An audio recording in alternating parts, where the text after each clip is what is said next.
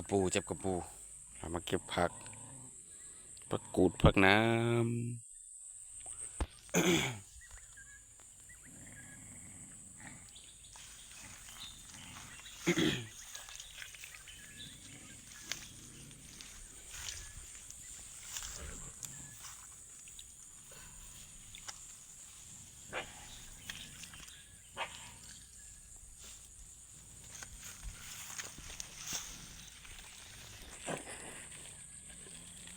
ไปตำคานแล้ว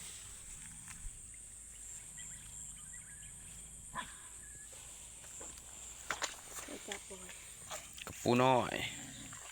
ไม่เคยจับดอกจับแต่กระปูใหญ่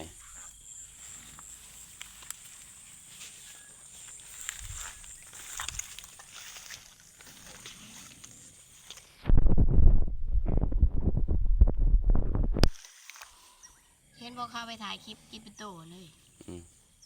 นี่แหละเจ้าก็เอาไปก่อยมันเป็นโตเลย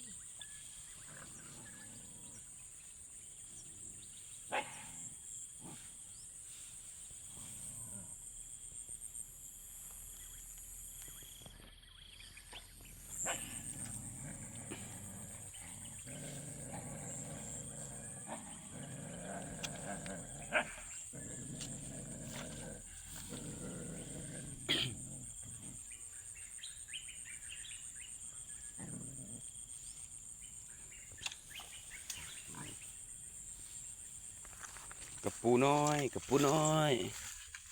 เอา